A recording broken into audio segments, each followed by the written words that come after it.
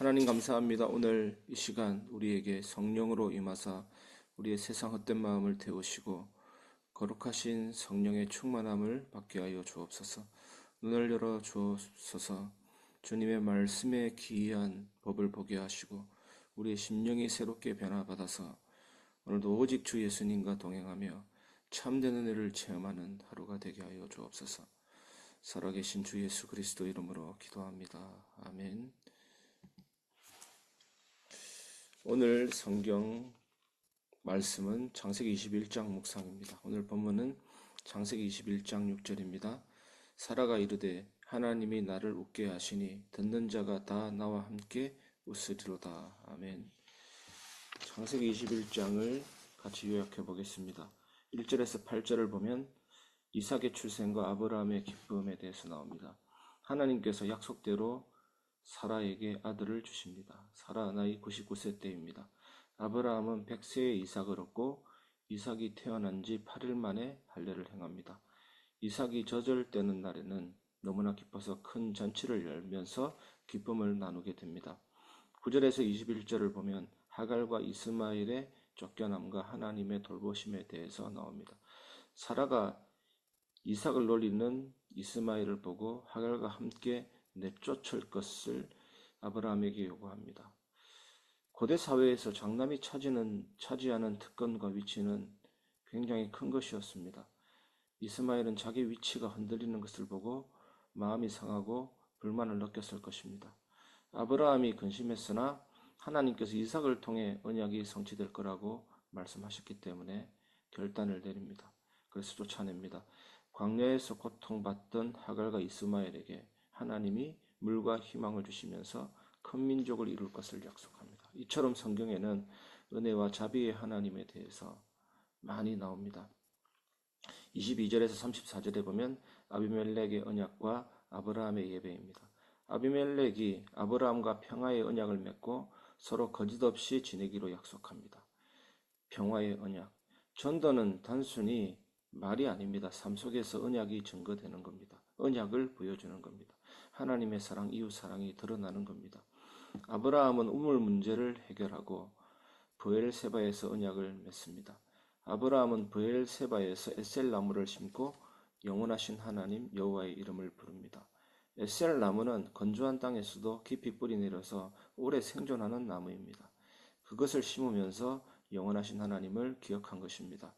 이후에 아브라함은 블레셋 사람의 땅에서 여러 날을 지내며 하나님의 인도를 받게 됩니다. 오늘 말씀을 적용해 보겠습니다. 첫 번째, 하나님의 약속을 신뢰하며 인내하시기를 바랍니다. 아브라함과 사라는 오랜 기다림 끝에 약속의 아들 이삭을 얻었습니다. 하나님의 약속은 반드시 이루어지지만 종종 우리가 기다려야 될 때가 있습니다. 오래 걸릴 수도 있습니다. 어려운 상황에서도 하나님께서 선하게 인도하심을 믿고 기다리며 인내하시기를 바랍니다. 이삭이 출생하기까지 25년 걸렸습니다. 요셉이 총리가 되기까지 13년 걸렸습니다. 출애굽한 이스라엘 백성들이 애굽에서 가나안 땅으로 갈 때 430년 걸렸습니다. 한나도 다윗도 엘리야도 기다렸습니다. 왜 이렇게 기다리게 하십니까? 하나님은 우리의 믿음이 깊어지고 준비된 때에 가장 완벽한 축복을 주시기 위해서입니다. 이것은 누구나 다 알 것입니다. 하지만 잘 안 됩니다. 기다리는 것이 제일 어렵습니다. 내 마음대로 안 됩니다. 그래서 은혜가 나를 붙들어야 됩니다. 하나님의 은혜가 내 안에서 역사합니다. 성령이 내 안에서 역사합니다.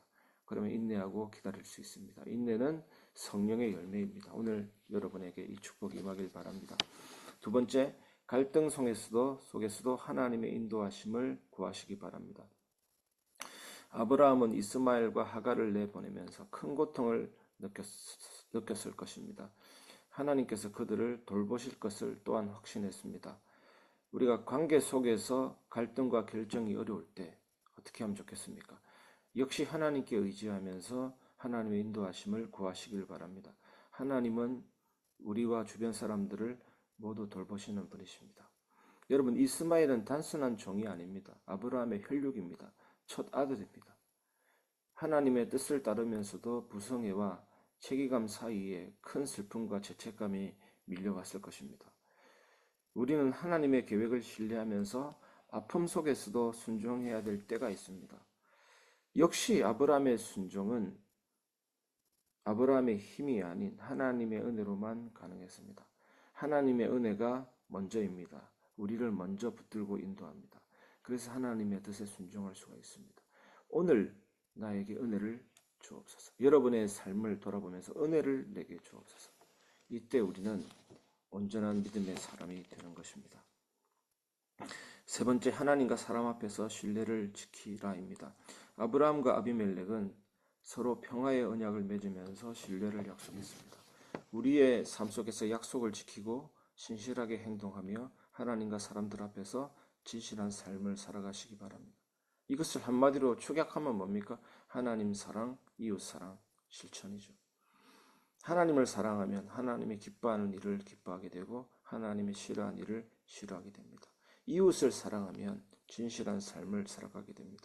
약속 지키며 신실한 삶을 살아가게 되는데 이것을 또 다른 말로 얘기하면 거룩을 향해 달려가는 거룩입니다. 우리는 때로는 잘 안 됩니다. 때로는 이기주의입니다. 나 중심입니다. 그러할지라도 하나님의 자녀는 하나님의 온전하신 같이 온전해지도록 달려가는 겁니다. 거룩하신 하나님을 향해서 달려가는 겁니다. 그러면 우리는 약속을 지키며 신실해지는 삶의 변화를 체험하게 됩니다. 오늘 말씀을 통해 그리스도를 발견해 봅시다.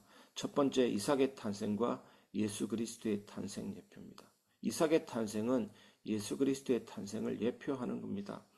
이삭은 사라의 불가능한 상황, 노년에서 태어난 하나님의 약속이 이루어진 표징입니다. 이는 예수님의 탄생을 예표합니다. 마리아에게서 성령으로 잉태된 예수님 또한 하나님의 약속에 의해 기적적으로 태어나신 것입니다. 인간의 힘으로 불가능한 구원은 오직 하나님의 능력과 은혜로 이루어집니다. 예수님은 이처럼 약속된 아들로 이 땅에 오셔서 구원의 길을 여셨습니다. 하나님이 인간과 같아지시고 인간으로 오신 것입니다. 동병상련, 어제 수요 예배 때도 말씀드렸는데 같은 병을 가진 사람끼리 이해하고 동정하는 것입니다. 하나님은 예수님을 이 땅에 보내셨는데 예수님은 우리에게 이렇게 말씀하는 겁니다. 너의 고난과 시험 모두 이해한다. 하지만 내가 이겼으니 내가 너도 이길 수 있도록 도와줄게. 그것이 십자가 복음입니다. 오늘 이 은혜가 여러분에게 임하기를 바랍니다. 두 번째, 하갈과 이스마엘의 구원, 은혜를 통한 구원입니다.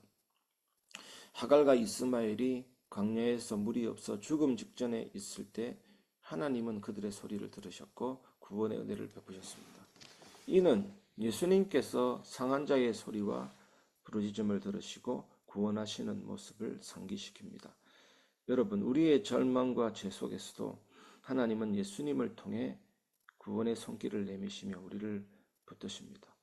여러분, 구원의 이유는 우리에게서 찾을 수가 없습니다. 우리가 잘났습니까? 똑똑합니까? 훌륭합니까? 구원의 이유는 하나님의 사랑, 하나님의 은혜입니다. 하나님에게서만 찾을 수 있는 것입니다. 우리는 영적 사형수로서 집행유예 기간을 살고 있습니다. 날마다 구원의 손길을 내미시는 예수님, 그 사랑 체험하시길 바랍니다. 그래서 우리는 날마다 십자가 은혜에 감격해서 우리의 죄에서 돌이켜서 하나님을 향해서 달려가게 되는 겁니다. 오늘도 회개와 믿음이 온전히 여러분의 삶에 풍성해지시기를 바랍니다. 세 번째, 브엘세바 언약, 예수님 안에서의 평화의 언약입니다. 아브라함과 아비멜렉은 브엘세바에서 언약을 맺어 서로 평화를 약속합니다. 이것이 뭡니까? 예수 그리스도를 통한 영원한 평화의 언약을 상징합니다. 정말 죄인인 우리가 언제 평화가 임합니까? 요한복음 19장 30절, 우리의 죄를 위해서 죽으셨습니다. 그리고 하나님의 말씀을 온전히 다 순종했습니다. 그 구속의 의, 순종의 의 우리에게 선물해 주셨습니다. 그 의를 우리에게 적용해 주셔서 너는 의롭다 해주셨습니다. 칭의. 그리고 하나님 자녀 삼아 주셨습니다. 양자됨. 이때 우리에게 진정한 평화가 옵니다. 죄와 싸워서 승리하는 경험이 계속해서 일어나게 됩니다.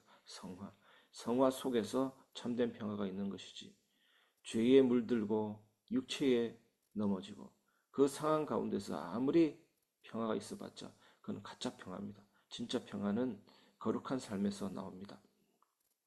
예수님은 십자가로 하나님과 우리 사이에 평화를 이루셨고 우리도 이 평화 속에서 살아가도록 부르심을 받았습니다. 예수님은 우리의 평화이십니다. 에베소서 2장 14절. 그분 안에서 우리는 하나님과 화해하고 이웃과도 화목하게 살아가게 됩니다. 다시 한번 말씀드립니다. 전도는 말뿐이 아닙니다. 하나님 사랑, 이웃 사랑입니다. 저 사람이 나를 사랑한다 할 때 그 사람이 매력적으로 보이게 되는 것입니다. 나도 예수 믿고 싶다. 나도 너가 다니는 교회 다니고 싶다. 그게 참된 전도입니다. 물론 전도라는 내용은 말로서 전거될 수도 있지만 하나님 사랑, 이웃 사랑이 참된 전도입니다. 오늘도 여러분들이 이 평화 대신 예수 그리스도, 참된 평화의 주인공이신 예수님 함께하면서 여러분의 삶에도 평화가 임하고 여러분 주변에도 하나님의 평화가 임하기를 주님의 이름으로 축원합니다. 이 시간 새벽 예배 말씀 가지고 기도하겠습니다. 하나님 감사합니다. 하나님 아버지, 사라에게 약속을 이루신 것처럼 저희 삶에도 신실하신 주님의 은혜가 임하게 해주옵소서. 주님께서 시작하신 일을 반드시 완성하실 것을 믿습니다. 주님, 우리가 하나님께서 일하고 계심을 믿습니다. 일하신 주님, 우리에게도 기쁨과 소망을 주셔서 하나님의 사랑을 찬양하게 하소서. 하나님, 주님의 말씀은 변치 않고 반드시 이루어집니다. 나갈 때에 약속을 성취하신 하나님께 감사드립니다. 우리의 삶에 우리가 충만히 주님 이렇게 기도하는 우리의 기도 내용을 받으시고 하나님의 나라가 임하게 해주시고 주님의 평강이 성취되고 이룰 수 있도록 축복하옵소서. 새벽에 말씀을 통해 주어진 하나님의 능력을 붙잡게 하시며 하나님의 능력을 체험할 수 있도록 주님 인도하시고 드려 주옵소서. 예수 그리스도 이름으로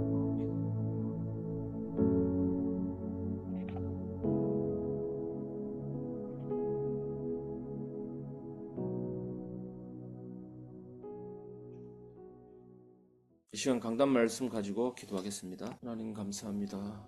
예수님의 십자가 구원 안에서 주어진 우리의 본질적 가치를 믿으며 하나님, 우리가 하나님의 성전임을 깨닫고 세상의 평가에 흔들리지 않는 저를 하옵소서. 하나님께서 성전된 우리의 삶을 통해 역사하심을 기도하며 예배로 내 본능을 새롭게 하고 외적 모습이 아닌 주님과의 깊은 관계 속에서 정체성을 찾게 하옵소서. 하나님의 자녀로서 우리의 정체성을 잊지 말고 매일 십자가를 바라보며 주님의 은혜의 삶, 세상에 하나님의 사랑을 드리는 승리의 삶을 살게 하여 주옵소서. 하나님의 말씀이 온전히 성취되며 속에서 시키시고 교회를 세우게 하시고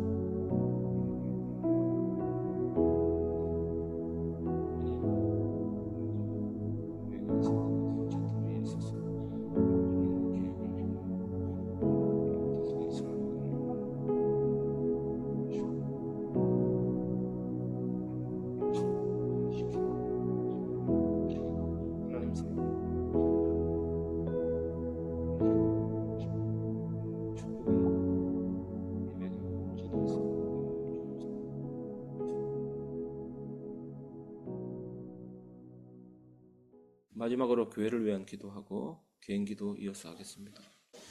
하나님 감사합니다. 우리 교회가 오직 그리스도, 오직 성경, 오직 은혜, 오직 믿음, 오직 하나님의 영광을 위한 교회가 되게 하옵소서.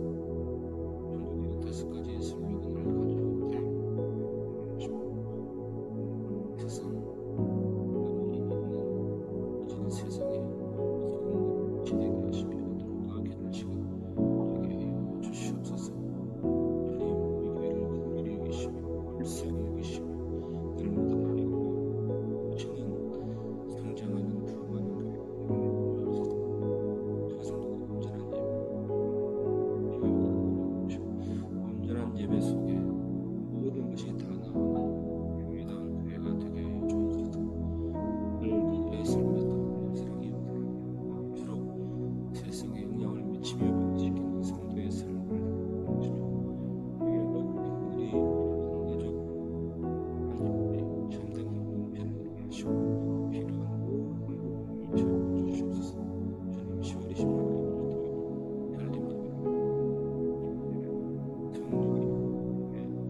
속에서 진행